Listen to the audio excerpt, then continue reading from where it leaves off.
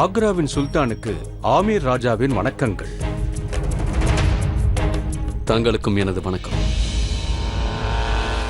தாங்கள் என்னை இந்துஸ்தானின் பாஷா என்று அழைத்திருந்தால் நான் மிகவும் சந்தோஷப்பட்டிருப்பேன்.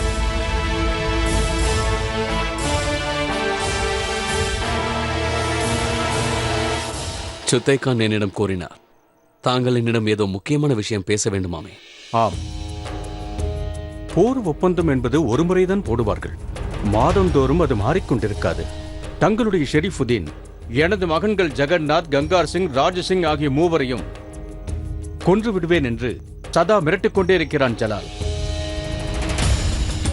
தாங்கள் கேட்க வருவது என்ன? நான் என்ன கேட்க வருகிறேன் என்றால், இதை பற்றி பிறகு கூட பேசிக்கொள்ளலாம். நான் என்ன கூற வருகிறேன் என்றால், தாங்கள் வெகு தூரத்தில் இருந்து இங்கு வந்துள்ளீர்கள். தாங்கள் என்ன எடுத்துக்கொள்கிறீர்கள்? பானம், இனிப்பு ஏதாவது எடுத்துக்கொள்கிறீர்களா? தாங்கள் மரியாதை நிமித்தமாக கேட்டதை நான் ஏற்றுக்கொண்டதாக தாங்கள் பாவித்துக் கொள்ளலாம். யுத்தத்தில் வென்ற பிறகு ஒப்பந்தம் செய்யும் விதமாக சொத்துக்களை மட்டுமே கேட்பது வழக்கம். ஆனால் அதற்கும் ஒரு எல்லை உண்டு. நீங்கள் கேட்ட அனைத்தையும் நாங்கள் ஒப்புக்கொண்டோம்.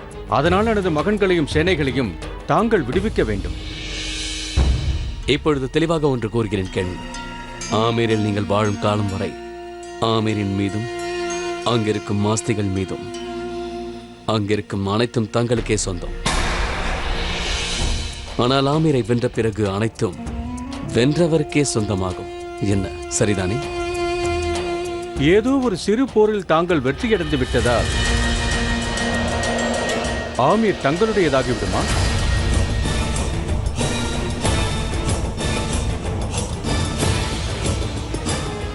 அப்படி என்றால் சரி. முழு போர் புரிந்து பார்த்து விடலாம். ஆமீரை முழுவதுமாக என் வசமாக்கிக் கொள்கிறேன். பிறகு தங்களுக்கு எந்த சங்கடமும் இருக்காதல்லவா? உண்மையான வீரன் யுத்தத்திற்கு பயப்பட மாட்டான். வீர மரணம் அடையவும் அஞ்ச மாட்டான். ஆனால் என்னை பொறுத்தவரையில் காரணம் இல்லாமல் வீரர்கள் இறக்கக்கூடாது.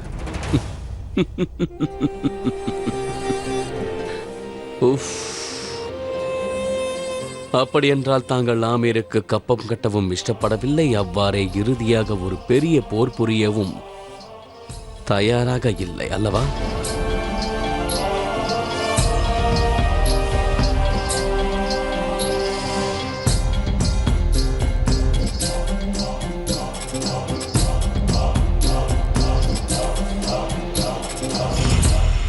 சரி, தங்களுக்கு இறுதியாக என்னதான் வேண்டும் கூறுங்கள். ஏதாவது ஒரு மூன்றாவது வழி. இதில் மூன்றாவது வழி என்று எதுவும் இல்லை. ஒன்று உங்களின் அழிவு, மற்றொன்று எங்களின் வெற்றி.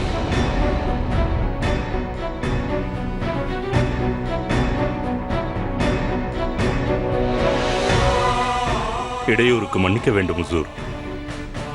என்னை பொறுத்தவரையில் மூன்றாவது மார்க்கம் ஒன்று இருப்பதாக தோன்றுகிறது. யாம் அதை கூறலாமா? அதன் மூலம் ஆமீரின் கௌரவமும் காக்கப்படும், முகலாயர்களின் பெருமையும் காக்கப்படும். சரி, கூறுங்கள். ஒருவேளை தங்களுக்கு இடையில் உறவு ஏற்பட்டால் ஹுசூர், அனைத்தும் சரியாகிவிடும்.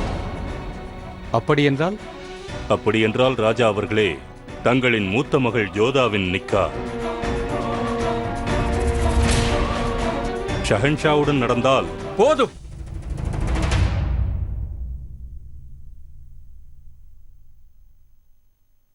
போதும், நிறுத்த சுப்தே கான். உங்களுக்கு எவ்வளவு தைரியம் இருந்தால் இவ்வாறு நான் கூறுவதை போதும். வேறு எதுவும் பேசாதீர்கள். இவ்வாறு அவமானப்படுத்துவது முகலாயர்களின் பழக்கம். ஒரு புறம் ஷெரீஃபுதீன் போர் உடன்படிக்கை அவமதித்தார், மறுபுறம் தாங்களோ நட்பின் மரியாதையை கலங்கப்படுத்துகிறீர்கள். முகலாயர்களுடன் நாங்கள் எந்த சம்பந்தமும் வைத்துக் கொள்ள மாட்டோம். தாங்கள் சரியாகத்தான் கூறுகிறீர்கள். இப்பொழுது உறவுக்கு எந்த அவசியமும் இல்லை. ஆமீர் முழுவதுமாக எனக்கு சொந்தமாகும் பட்சத்தில் அங்கிருக்கும் அனைவரும் எனக்கே சொந்தம். அது அங்கிருக்கும் ராஜகுமாரி ஆகட்டும், அல்லது தாசியாகட்டும், அனைவரும் எனக்கே சொந்தம். நான் விருப்பப்பட்டால் யாரை வேண்டுமென்றாலும் என் அந்தப்புரத்திற்கு அழைத்து வருவேன். ஹுசூர், தங்களின் அனுமதியோடு பார்மல் அவர்களிடம் தனியாக பேச விரும்புகிறேன். நீங்கள் சரியாகத்தான் கூறினீர்கள். தாங்கள் என் சேவகர்களிடம் பேசுவதுதான் இப்பொழுது மிக சரியானது. ஏனென்றால் ஒரு பாஷாவோடு இன்னொரு பாஷா தான் பேச வேண்டும். நீங்கள் ஒரு மகாராஜா இல்லை என்ற விஷயம் இப்பொழுது தங்களுக்கு புரிந்திருக்கும் என்று நான் நினைக்கிறேன்.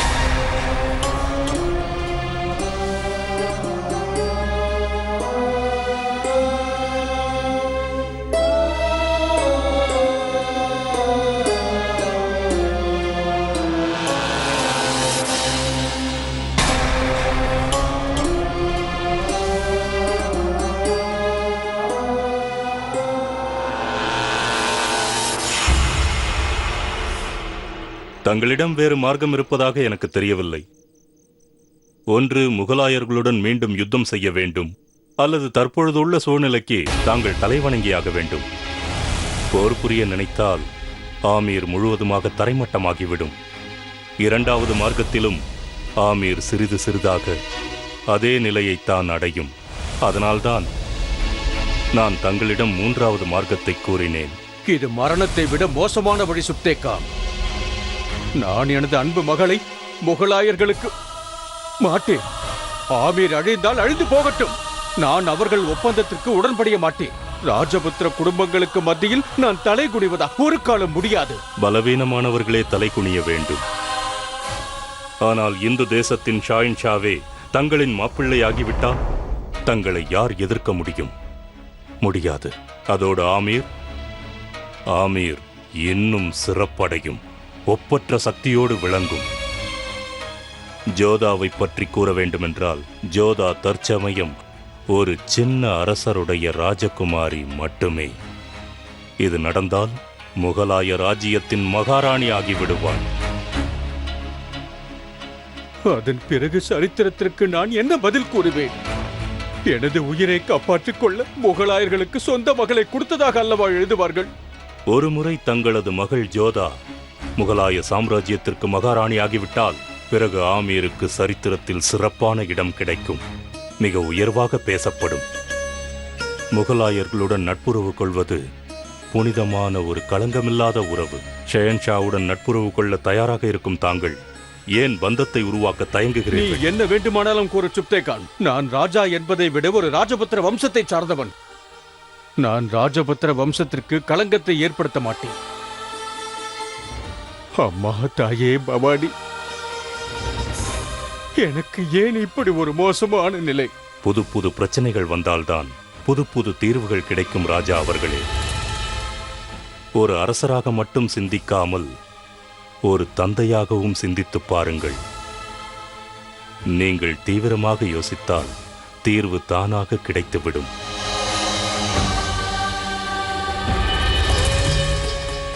தாங்கள் என்ன முடிவெடுத்தாலும் ராஜாவாக முடிவெடுங்கள், பிறகு தந்தையாக முடிவெடுங்கள். முதலில் ஆமீரை பற்றி யோசியுங்கள், பிறகு என்னை பற்றி யோசியுங்கள்.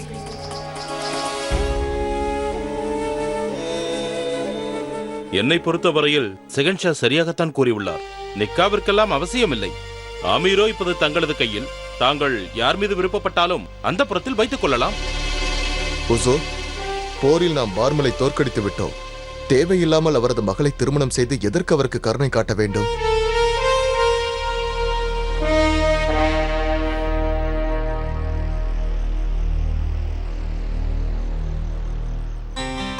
ஹுசூர், நான் பார்மல் அவர்களின் மனதில் உள்ள எண்ணத்தை புரிந்து கொண்டேன். அவர் தங்களிடம் ஏதோ கூற விரும்புகிறார். ஹுசூர், முடிவை எடுக்க வேண்டியது ஷெஹன்ஷா தான், தாங்கள் அல்ல. முதலில் தாங்கள் ஷெஹன்ஷா கூறுவதை கேளுங்கள்.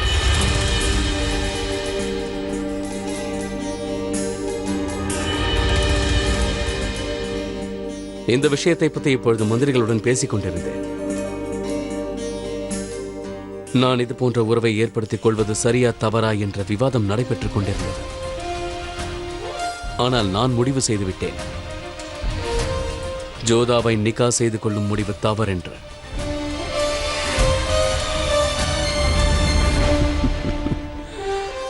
அது தவறில்லை.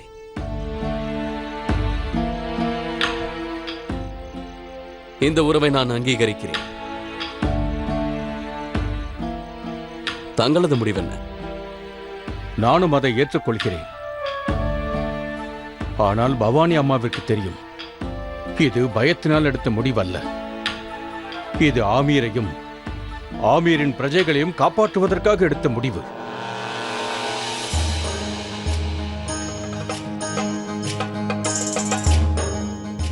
தாங்கள் சிறந்த அரசன் என்று நிரூபித்து விட்டீர்கள். நானும் தங்களுக்கு ஒரு நல்ல மருமகனாக இருப்பேன் என்று நிரூபிப்பேன். ராஜா அவர்கள் எனக்கு உறவினராக போகிறார். இவரை சகல மரியாதையுடன் வழி அனுப்பி வைத்து விட்டு வாருங்கள். உத்தரவு ஹுசூர். ஷரீஃபுதனிடம் இதை மறக்காமல் கூறுங்கள். அரச குடும்பத்தை சேர்ந்த அனைவரையும் நான் சந்திக்க வேண்டும் என்று. சரி. ஏனென்றால் நானும் என் வருங்கால உறவினர்களை பார்க்க வேண்டும் அல்லவா? கவலைப்படாதீர்கள் பார்மல் அவர்களே. ஒரு கைதியாக அல்ல, சகல மரியாதைகளுடன் அழைத்து வருவார்கள்.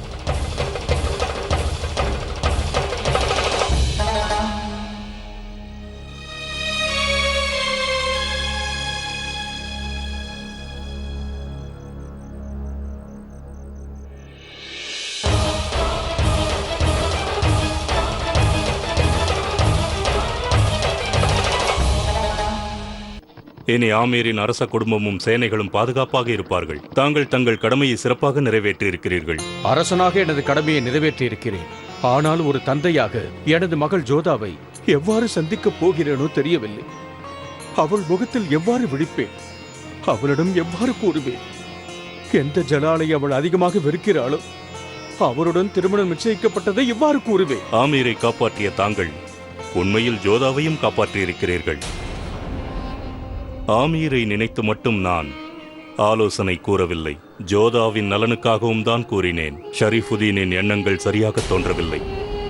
அவரை சந்திக்க சென்றபோது, ஏன் தாங்கள் போர் ஒப்பந்தங்களை மீறுகிறீர்கள்? யுத்த உடன்படிக்கைகளை மாற்றுவதால் அது தங்களுக்கு பெரிய பிரச்சனையை ஏற்படுத்தலாம். ஜலாலுதீன் வீரர்களை யாரும் எதுவும் செய்ய முடியாது.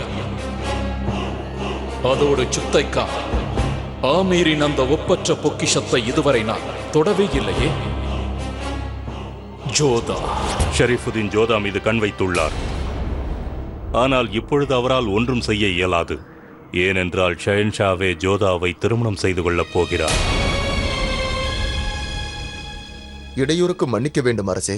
தங்களிடம் ஒரு கேள்வி கேட்க வேண்டும். ஏன் நான் ஜோதாவை நிக்கா செய்து கொள்ள வேண்டும் என்று நினைக்கிறேன் என்பதுதானே அந்த கேள்வி?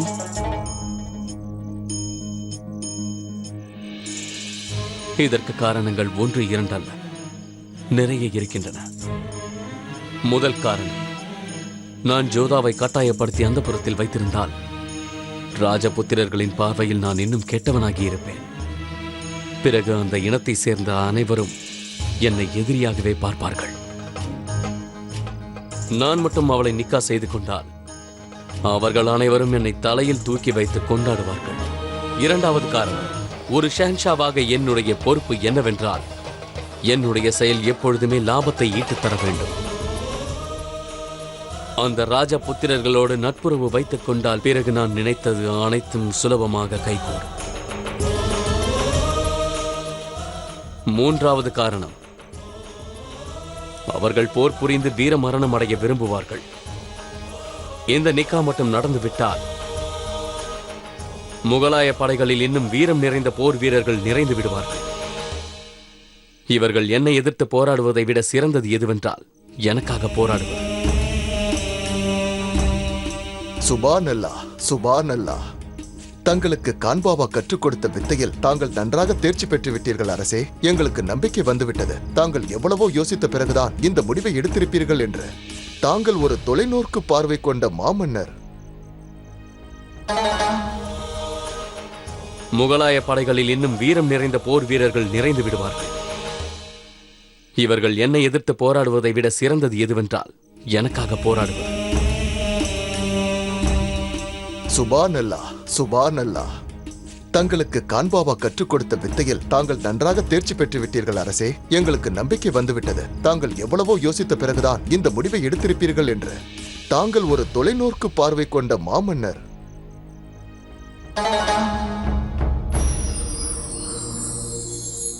அவர் எங்கே இருக்கிறாரோ? ஏன் இன்னும் திரும்பவில்லை? அவர் யாரை சந்திக்க சென்றாரோ? தாங்கள் கவலைப்படாதீர்கள் அம்மா. தந்தை நமது பிரச்சனைக்கு தீர்வு காணத்தான் சென்றிருக்கிறார். அவர் வந்து விடுவார். சேனாதிபதியிடம் கூறி ஒரு சிறு சேனையை ஏற்பாடு செய்யுங்கள். தந்தையாரை தேடுவதற்கு நானே செல்கிறேன்.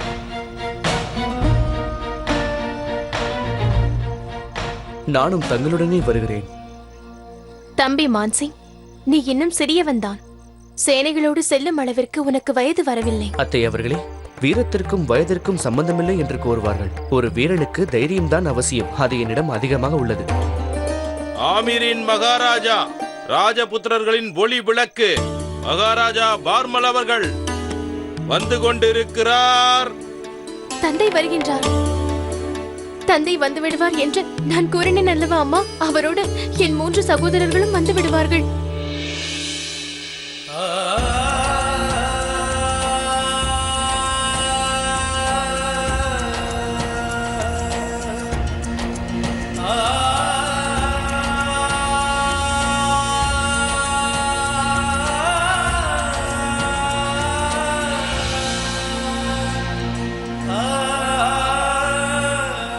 எமக்கு தெரியும், தங்கள் கண்கள் யாரை தேடுகிறது என்று. எனது 3 மகன்களும் பாதுகாப்பாகத்தான் இருக்கிறார்கள். அவர்கள் எங்கே இருக்கிறார்கள்? ஏன் தங்களுடன் வரவில்லை? ஆமீரும் எனது மகன்கள் 3 பாதுகாப்பாக இருக்கிறார்கள். ஆனால் இதெல்லாம் எவ்வாறு நடந்தது? எப்படி நடந்தது? எனது நெருங்கிய நண்பர் சமயோசிதமாக மத்தியஸ்தம் செய்ததால் ஆமீர் காப்பாற்றப்பட்டது. அந்த நண்பர் யார் என்று நாங்கள் தெரிந்து கொள்ளலாமா தந்தையே? அதோடு அவர் தங்களுக்கு வழங்கிய ஆலோசனைதான் என்ன? நான் மிகவும் களைப்பாக உள்ளேன் பகவான் தாஸ். நான் சிறிது நேரம் ஓய்வெடுக்க விரும்புகிறேன். மற்ற விஷயங்கள் அனைத்தையும் பிறகு கூறுகிறேன். ஆனால் எனது சகோதரர்கள் திரும்பி வந்து விடுவார்கள் தாயே, வந்து விடுவார்கள்.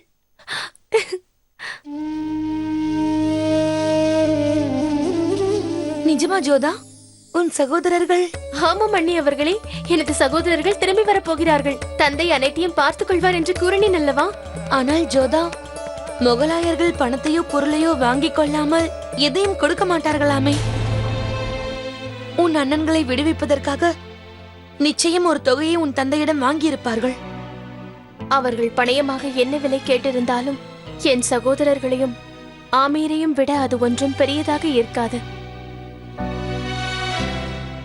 என் தந்தையை நினைத்து நான் கர்வப்படுகின்றேன். ஆமீரின் பிரஜைகள் அவர் மீது வைத்திருந்த நம்பிக்கையை என் தந்தை அவர்கள் வீணாக்கவில்லை.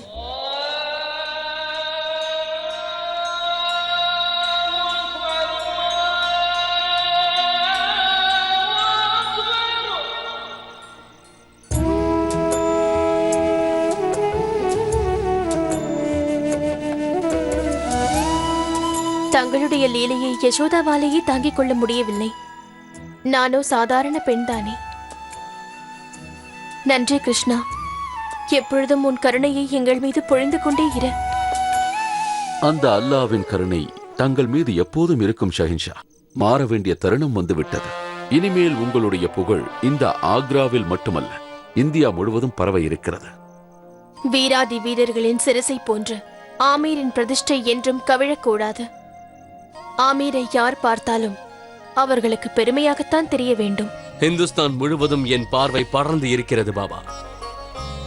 நான் எப்போதும் எதற்காகவும் காத்திருப்பதில்லை.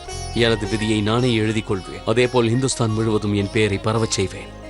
நான் இதுவரை செய்த அனைத்தும் என் விருப்பப்படியே செய்தேன். அதேபோல் இதையும். இதுவரை நடந்ததற்கும் நடக்க இருப்பதற்கும் வானத்திற்கும் பூமிக்கும் உள்ள வேறுபாடு உள்ளது. அப்படி என்றால் ஒரு பாட்ஷாவாக இருந்து செய்ய வேண்டியதைத்தான் இவ்வளவு நாளாக நீங்கள் செய்தீர்கள். உலகத்தை ஜெயிப்பது ஒவ்வொரு பாட்ஷாவின் கனவாகும். ஆனால் இனி நடக்க இருப்பது உங்களுடைய வாழ்க்கையின் திசையையே மாற்றப் போகிறது. இனி தாங்கள் எடுத்து வைக்கப் போகின்ற அடி இந்த முகலாய சாம்ராஜ்யத்திற்கே விடிவெள்ளியாக திகழப் போகிறது. அப்பொழுதுதான் தாங்கள் உணர்வீர்கள், தங்களை சுற்றி என்ன நடக்கிறதோ அதற்கு காரணம் தாங்கள் அல்ல, அல்லாவின் அற்புதம் அடங்கியுள்ளது என்பது. அனைத்தும் தங்கள் விருப்பப்படிதான் நடக்கின்றது. ஆனால் நடப்பது அனைத்திற்கும் நாம் தான் காரணம் என்று நினைப்போம். ஆனால் அதற்கு பின்னால் உங்களின் லீலைகளும் விருப்பமும் தான் ஒளிந்திருக்கின்றது. என்னை மன்னித்து விடுங்கள் கண்ணா. நான் தங்களை சோதிப்பதாக தாங்கள் நினைத்து விட வேண்டாம். அவ்வாறு செய்ய மாட்டேன்.